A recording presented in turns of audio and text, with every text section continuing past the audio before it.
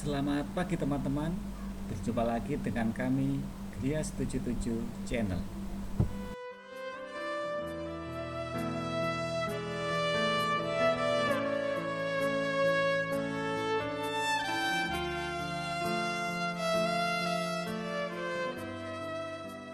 Ya, saya akan menjelaskan secara sederhana apa itu perbedaan antara tegangan, arus, tahanan, dan juga daya.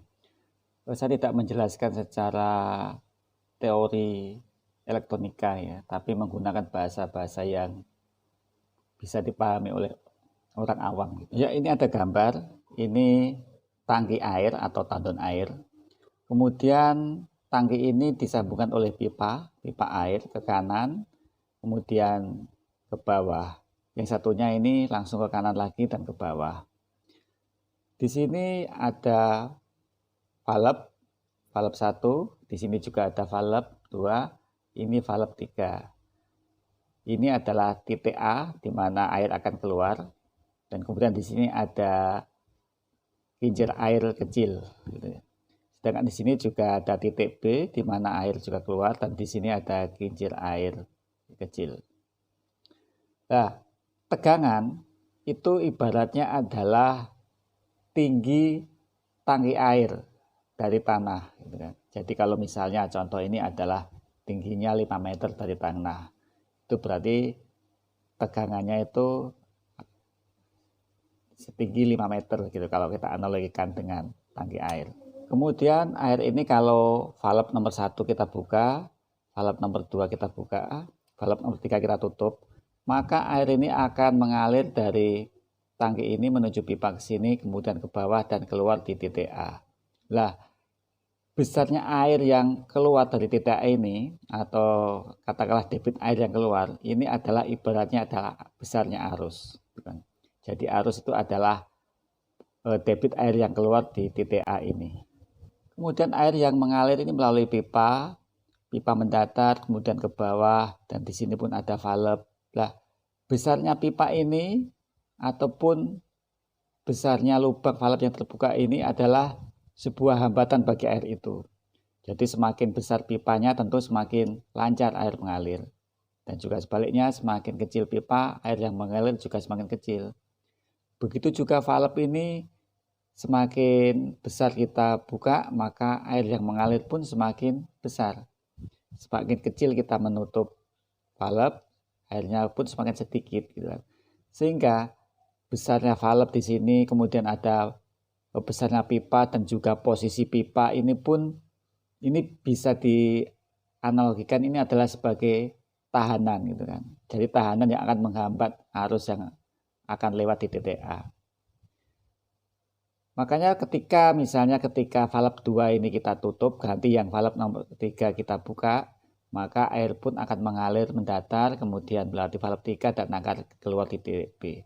Nah, besarnya air yang keluar di titik A sama titik B ini tentu berbeda debitnya. Kenapa? Karena ketika posisi titik A ini adalah mendatar sampai setitik ini, kemudian langsung turun. Sedangkan untuk menuju ke titik B, dia harus melalui jalan lagi yang lebih panjang ke kanan baru turun. Sehingga besarnya air yang keluar di titik B akan lebih kecil dibanding titik A gitu. Kenapa? Karena tahanan yang dilewati untuk menuju titik B ini lebih besar dibanding dengan tahanan yang menuju ke titik A. Sesuai dengan rumus bahwa besarnya arus adalah tegangan dibagi tahanan gitu ya. Makanya ketika untuk meningkatkan arus itu ada dua cara, yaitu tegangannya dinaikkan atau tahanannya dikecilkan. Jadi misalnya besarnya air ini kita ingin memperbesar debit air yang ada di titik A gitu. Maka cara pertama adalah tingginya tangki ini kita naikkan dari 5 meter menjadi 10 meter. Otomatis debit air yang di titik A ini akan semakin lebih kencang, lebih besar. Atau tinggi tangki air ini tetap, tetapi valve-nya ini dibuka maksimal, dibuka terbuka, tentu debit airnya semakin besar. Atau valve-nya selain dibuka dengan lebih lebar lagi, pipanya diperbesar. Ini juga akan membuat debit air ini semakin tinggi.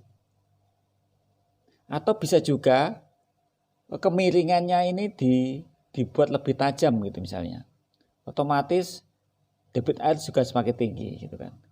Kenapa? Karena dengan membuat kemiringan semakin tajam, dengan memperbesar pipa, dengan membuka maksimal valve, itu sama saja dengan menurunkan tahanan gitu kan. Karena besarnya arus adalah tegangan dibagi tahanan, maka ketika tahanannya itu semakin kecil, maka arusnya semakin besar. Atau ketika tegangannya dinaikkan, maka arusnya pun semakin besar gitu. Kemudian apa yang terjadi ketika terjadi konsleting atau hubung singkat gitu ya. Ya, sesuai dengan rumusnya bahwa besarnya arus itu adalah tegangan dibagi dengan tahanan gitu kan. Nah, kalau terjadi hubung singkat atau konsleting itu ibaratnya begini. Ibaratnya tangki ini itu di bawah ini ada lubangnya, ada pintunya, ada tutupnya gitu ya. Ketika tutup ini langsung dibuka tiba-tiba, apa yang terjadi? Air langsung tumpah jatuh ke bawah ini dengan sangat besar. Dan di sini tidak ada hambatan sama sekali gitu kan.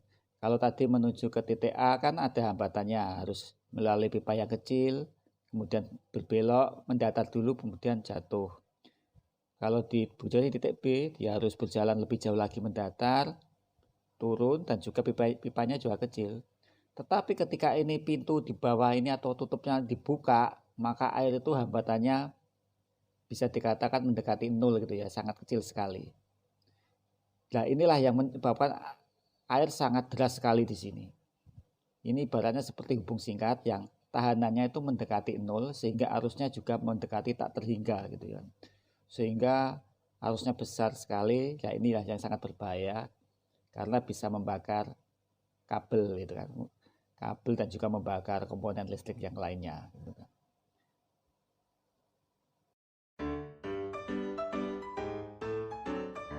Selanjutnya adalah pengertian daya.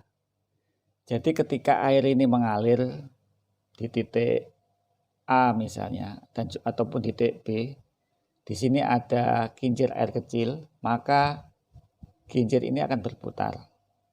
Nah, berapa besar atau berapa cepat perputaran?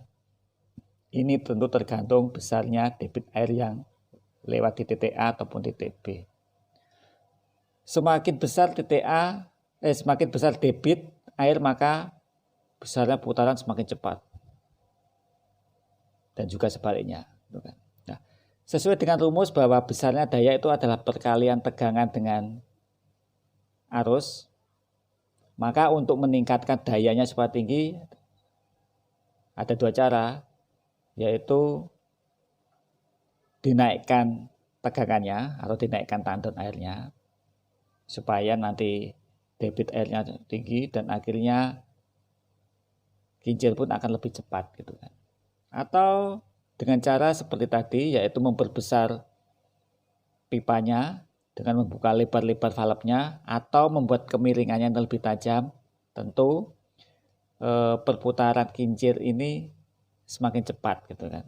Karena memang sesuai rumusnya bahwa daya ini adalah perkalian antara tegangan dan tahanan.